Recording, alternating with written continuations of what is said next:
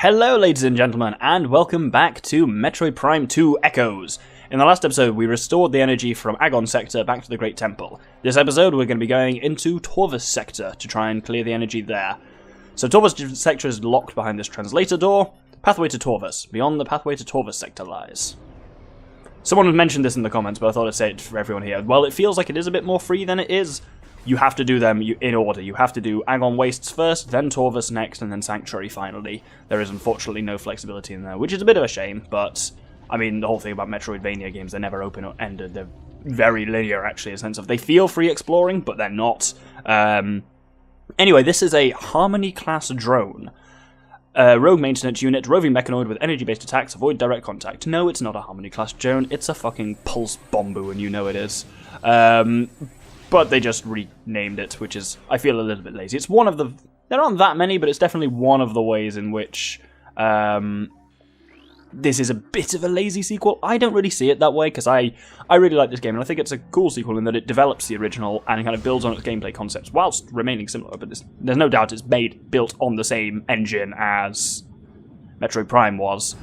The fact they've used the exact same model but called it something different, like they're implying it's a Luminoth drone now rather than a random whatever it was supposed to be in the first one, feels a bit cheap, but other than that, let this gateway forever protect our sacred temple. May you find enlightenment and peace. So, this is a new area of the Great Temple now. There's not a great deal we can do here for now. Oh, I meant to hit that with it. There we go. But we can cheekily, we're not quite supposed to be able to get it yet, but you can scan this Luminoth lore up here, which is Cataclysm. The starborn terror burned through the heavens and struck Aether with an untold might. We all expected the world to shatter, but Aether held. There was great devastation, however. The green plains of Agon were scorched forever, and the forest of Torvus was engulfed and racked by the sea. The skies burned for days, casting darkness over the land. So now the Luminoth lore we'll be getting over the next few episodes are moving more into the Dark Age, which is obviously not the most positive time for the Luminoth. Starting with a meteor impacting them there, and it's interesting then you find out that Agon Wastes wasn't always Agon Wastes, and Torvus Bog used to be Torvus Forest, basically, but both got pretty badly damaged in that Cataclysm. I'll talk more about what exactly Sanctuary is when we get there. But anyway, we are now in, as I say, a new area of the temple grounds, and you will actually notice there is a dark portal there. Time for, much like last episode, time for another brief jaunt into the Sky Temple. So let's energize this with dark energy and go through. So, here there's a few things going on. Is that, oh, that's just an inglet. I thought it was going to be like a wire ring or something like that. That's the thing, when they're in puddles, you never really tell. And you'll notice I'm being a lot more careless than I've been in the past in Dark Aether now, because we have the Dark Suit. You really don't have to worry anywhere near as much about safe zones. It's nice to have, but the fact is, yeah, your health depletes... Oh, can't do that. Your health depletes... Use your words, Doctor. Your health depletes as fast as it heals. It's a fifth, by the way, I learnt. So your health used to deplete 5 units every second, now it depletes 1 unit every second, so... Basically the... What the fuck is this? That's more Ingworm stuff. Yeah, the Dark Suit makes you 5 times more resistant to Dark Aether's atmosphere, which is pretty cool. Through here... That's not what I thought it was. This whole section is basically designed to gate off this area until you've got the Dark Suit, because as you may have noticed... Ah, this is what I was looking for. These are corrupted sentries. Darkling-possessed armed monitor system, used by the Young to protect key areas. Can be stunned by most weapons, charged light energy will destroy them. Can't be asked to actually destroy them with charged light, because that's expensive. But you can do that and just stun them all temporarily. Yeah, this whole area has no safe zones in it at all, which basically means if you haven't got the Dark Suit, this bit's pretty much impossible, and it's going to kill you. Which is basically how they gate this whole area off. More creepily moving ingworms. I've never noticed them that much before, and now it's disturbed me. Anyway... You'll notice we've got this little carriage thing up ahead, and we've got some morph ball lifts to the left and to the right. I'm going to start going into the left one. Oh, that's a safe zone, interesting. A tiny little cylindrical one. And then from here, I want to hop into the bomb slot and energize. From here, we now actually can't continue, because energizing that made a kind of barrier which has blocked us off. But we can cross over to the other side and take this lift up. Now here, what do we want to do? We want to hit this first one, again, which lowers that, but again, also locks off the area behind us. Now we just need to cross over to the other side where we just were, again. I fucked this. Let me have a think. So I think I need to redo this one, so unlock that leg. Yeah, I remember what I need to do. And I need to go round to this one.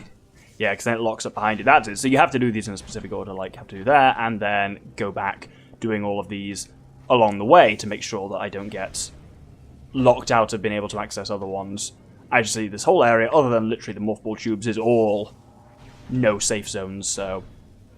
With that done, you've kind of released the locks on that carriage in the middle, and a hologram opens on it, allowing you to get onto it. Where are you? There we go. Let's go.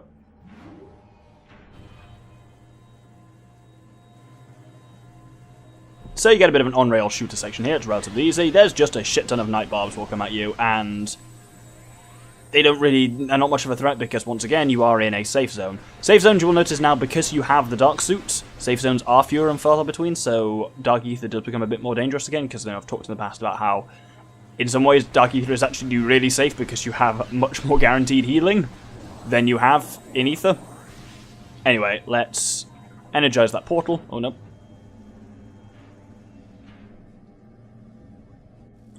Try that again. Energize the portal, and through we go. Oh, there goes another pirate skiff. They are really fast. You have to be real quick to translate them. Anyway, to translate them? Scan them. Anyway, that now brings us up on top of where we were before, and we can now hop down, and we've got some dark pirate troopers to fight. Fortunately, with the light, I don't think we've really fought these guys much since we got the light beam, but 3 shots from the light beam will kill them, which is very nice. It's actually extremely nice. So yes, now we're on to the Path of Eyes, and we're basically redoing what we just did. So that whole area we just took the trolley through in Dark Aether, we're now progressing back through in Light Aether. Oh, and by the sounds of it, we're getting some more. It's a grenadier, single charge shot to take them out. We've got a little stat. Oh, bloody hell, maybe not. Fuck you. I didn't want to be on the dark beam there, but it still killed him. One shot there, moves this thing away to a door we can't open yet. So that's not the way I wanted to go, so I will deal with that later. The one I wanted was behind me here. Let's hit that with a light shot. And it slides to the middle, which is enough to then do a space jump up here. Down here in this weirdly wet section, we have another dark statue thing. Get off. And with a hop off that, there we go. And we are through the Hall of Eyes. Path of Eyes even, sorry. Here we've got a translator door, which I'm not going to go through quite yet. Instead, there's a tunnel immediately to its left, which has got some important shit in it. It has got a thing that you can energize to that now unlocks a quick way back, so we don't have to do that jaunt through Dark Aether. If we want to come back through here again, we can just come back through here again, which is very nice. And you also will have noticed there is some Violet Luminoth lore, and I've lost it. That's impressive. And I also appear to be stuck. Not having a very good time here. There we go, there's the lore. So this is the Age of Anxiety. In the time the roar of the wounded planet subsided, the air, though fouled, was breathable. Light made its way through the dark veil over our world. Slowly we ventured out from the shelters of our homes to see what remained of our paradise. What little comfort we gained by surviving was soon shattered, for when we looked outwards, all we saw was devastation. Half of the planet's energy had vanished from the energy controllers. Aether became violently unstable as a result. Of the stellar object which struck our home, there was no sign. All very interesting. Anyway, now we can return to that translator door just up through here, which opens up properly the pathway to Torvus Bog. And it's obviously orange, which means... You'll notice each of the areas kind of have a colour. Orange is Agon's colour. Emerald, well, technically, yeah, amber they call it. Emerald is Torvus's colour. And now we see one of the weaker parts of this game's graphics. For its time, it's a pretty good looking game. And generally, as long as you don't look too hard in certain places, that holds up. That view of what is supposed to be Torvus is one of those areas where, yeah, that's garbage. But let's not dwell on that too much. Instead, let's head round here and crack through this. And there is a lift here. Elevator systems online. Access to Torvus Bog granted. I thought I could scan that. Oh well, let's go.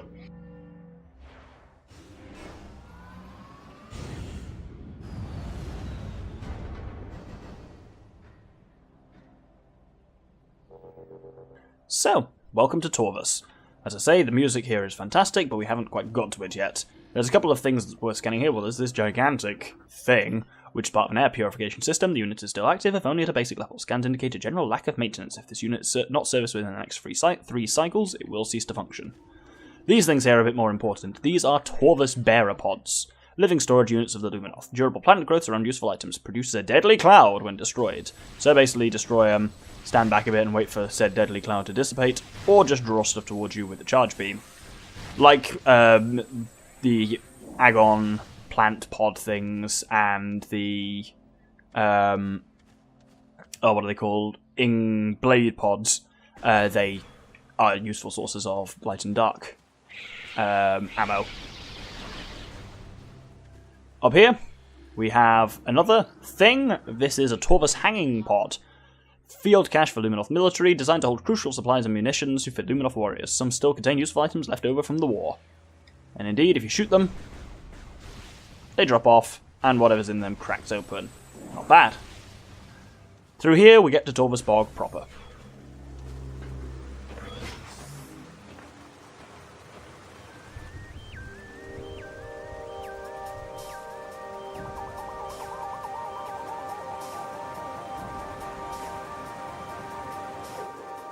So yeah, the music here is not only my favourite music in Metroid Prime 2, but also some of my favourite music in any Nintendo game. It's so good. Let's scan these dudes. These are shredders. Exploding flying plant. Durable platform seeks enemy targets and then flies towards them, exploding on contact. Not sure quite why that evolved, but you know, there we go. If you shoot them, they move a bit further away from you, and they also like inflate slightly, and you have to keep doing that until they burst.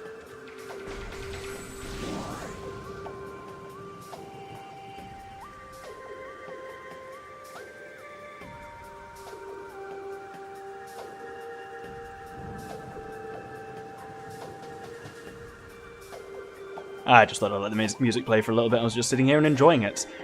I'll leave it in the background mostly, but I might keep it a bit turned up more than I usually do so you can hear it properly while I'm talking and doing things. So this is another key bearer. This is Esgly.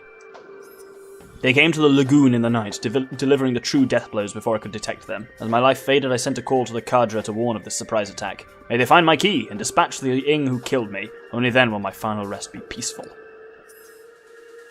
So, now we also get into underwater. When underwater, as you will see, 2 things happen. Your vision goes to shit, and you become really sluggish. Even with a space jump, you're not particularly maneuverable. There's some things here. These are hidlings. Aquatic miniature herd animal. Target travels in large swarms. Contact with targets can cause minor damage. They're really handy if you need healing or something like that. Just blitz through a swarm of hidlings with your power beam. There's not much we can actually do in this room for now, because there was a lot of bridge stuff above the surface that we can't really access yet. But down here is a dark door. You know what, actually there is something we should access. Let's head back up a little bit. So you'll notice immediately up to the left here, basically, yeah, that door is behind a gate, that door is behind a gate. But here is a missile door, which usually means save station. I think red doors always seem to either guide save stations or transporters to other areas. Not sure why that is, but I think it does seem to be the case. Anyway, let's head back down to where I just was. And so here at the end is a dark door that we can then proceed through into the Path of Roots. Load more hidlings here, so again, if you want anything really, they're really good. Actually, I should probably regenerate a little bit of light ammo. I mean, 100's a decent amount to have, like, in general. We're not exactly running low, but it's nice to always just try and keep them both topped up, especially if you've got considerably more of one ammunition type than the other. Very handy. I didn't see any more in the end there, but hey, let's go through here to... This is the Great Bridge, unsurprisingly. Oh, and irritating enemies are here. Extremely irritating, actually. You'll notice they appeared and then they disappeared. There's one. Oh, we actually got to scan in one. Usually you have to scan a couple of them in goes. This is a Shrieker, a flying plant predator. Strange concept. Bursts from the earth and takes flight, fires sonic blasts and generates stealth fields that disrupt most visors. Indeed, at the moment, we cannot see them at all. And therefore, fighting them is really bloody annoying. I think there are 2 here, though there might be as many as 3. Hard to tell. Anyway, I'm going to ignore it. Up here... Well, there's the bridge itself, obviously, which is worth scanning. The bridge is composed of a number of unknown alloys. Despite evidence of numerous assaults, the bridge remains intact. By conventional terms, this structure is indestructible. I love it when the game always feels the need to tell you stuff like that. Over here is what I want to scan. This is a Sentinel Crystal. Xenotech, Luminoth Sentinel Crystal, used to monitor key sites, used by Luminoth soldiers to observe tactical areas during the war. Most are still broadcasting to Umos. So that's how he has an idea that there is increased ing activity in Torvus sector. Red missile door to the right here, which doesn't lead to either an elevator or a save station, so clearly my theory from earlier was wrong.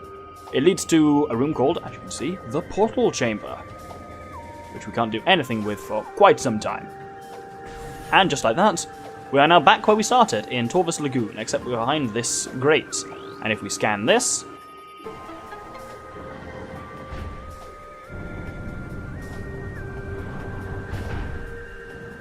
So, we can now access a lot more... Oh, bloody shredders. You can already access now a lot more areas from Torvus Bog. Not Torvus Bog, Torvus Lagoon, which is what this little area is called. I just love the rain and stuff like that, and how when you look up it like falls onto your visor. It's, let's go through here.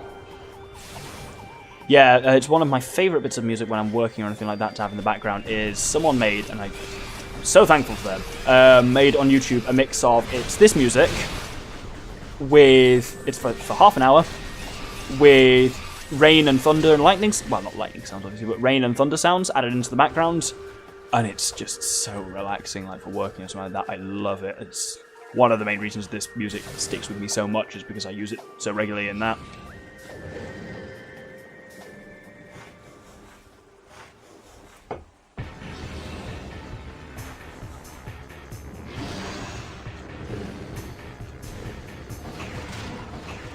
Well, introducing one of the real freaks of Torvus Bog. This is the Grenchler. Great name. Sounds like a very Dr. Seuss kind of name. Water-based reptilian predator, well-armoured and deadly at any range. Its back shell is vulnerable to explosive blasts, however. So that means... Oh god, I'm on the light beam. I don't want to be on the light beam. That means get around behind it and try and hit it with missiles. You can only hit them from like directly behind with missiles, and they will perfectly pivot around. The advantage of having two legs, it means you're quite manoeuvrable in that way. Though they look weird because they're like weird two-legged dinosaurs. After taking about 5 missiles to the butt, there we go, their back breaks off, and now they are a lot more vulnerable. Charge beams are really your best bet here. I would really focus on one, ignore the other one for now, and there, that one's dead. Cool, let's focus on the second Grenchler. Wallop, and there we go. Remember, you've got your little thing where if you double press A, you do like a strafe around the edge. Super handy for enemies like Grenchlers where you've really got to focus on getting behind them. Have they got like 6 eyes? So yeah, they have. That's really creepy. Come on, that must be his bum broken. As you can see, they're not too difficult enemies, but they do just at the moment take a while to kill. We do get a quicker way of killing them fairly soon, but for now, generally I'm just going to ignore them when I see them around. You don't see them around a great deal, but yeah, they are very time consuming to fight. So, with them done, we have other little things around. We have bloat sacks, wonderful name. Gas-generating plant form. Target creates beneficial gases. Poisonous sap keeps it from being eaten by most creatures. What's a beneficial gas, I wonder? Well, we'll never find out. Anyway, I guess it must be like just oxygen or something like that. Anyway, what we really want to do is get... not fall underwater, for God's sake. Get out of the water. Oh. You are so sluggish when you're in water. It is infuriating. There we go. And now we can cross these platforms and up onto the Great Bridge. Oh, no, this isn't the Great Bridge. This is the Forgotten Bridge, which is clearly much worse than the Great Bridge. There's also a bomb slot here, which is on the spook, and there's the bridge itself. Powered bridge is online, but its control system is missing from the area, unable to position it to a new position, which is interesting. If it's not here, guess where it's going to be? So, indeed, here, there's really not actually much we can do here. We can scan, there's a Dark Sentinel Crystal here, which is a Ing version of the Sentinel Crystal. Monitor system designed for use on Dark Aether. Oh, it's not even an Ing version, I was wrong. Used by Luminoth soldiers to monitor critical areas throughout Dark Aether. Few remain, those who do still broadcast data to Umoths. Also, up here is a new Ing storage unit, well, it's down there. which is an Ing Sphere cache. Living storage units of the Ing Horde. The Ing Sphere keeps useful items in a dimensional pocket. The pocket can be breached by destroying the Ing Sphere. So it's the same as your blade pods or whatever, just your kind of general thing that you'll find around Dark Torvus Bog. Anyway, here the bomb slot is present in this dimension, so let's activate it.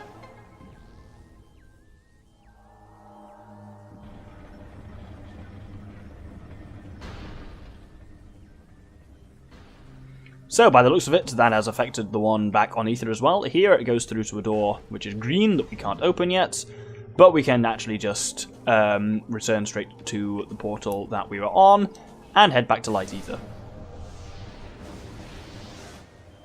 Here, we now face a very annoying enemy. Let's scan it. Oh no, we can't scan it because it's fucked off. This is why it's an annoying enemy. There's one down there. Oh, we've got the spook on our screen. Well, the stank at least. There we go, there it is. We are building up little bits of scan each time. There we go. Dark Pirate Commando. We don't even see the regular Pirate Commando yet, but this is a dark one. Dark Link possessed Elite Space Pirate. Increased compatibility due to symbiotic presence. Able to phase out of local time-space. They're incredibly irritating. Best way of dealing with them is hit them with a charged Dark Blast followed by a missile. That seems to kill them in one. If you want to work out where they are, your motion tracker is really your best way of doing that. There we go. Otherwise, basically, the Dark Blast actually forces them to freeze in place, which actually makes them capable to... makes it much easier to actually kill them. So otherwise, they flit around and flit between dimensions, and it's bloody annoying. There we go. So, with them out of the way, we can now utilize the fact that we have moved the bridge, the Forgotten Bridge, which is very handy. To the left here, we couldn't open the door in Dark Aether because it was green, but we can open it here, and also in front of it, you just casually walk into a missile expansion. There is actually a kind of fairly specific reason why they give you this now, but I'll explain that all next episode. Thank you very much for watching. We have come here to the beautiful, sad but beautiful, Torvus Bog, in search of our second bit of planetary energy. Next episode, we're going to be trying to find the temple itself, and speak to its sentinel. Thank you very much, and good day.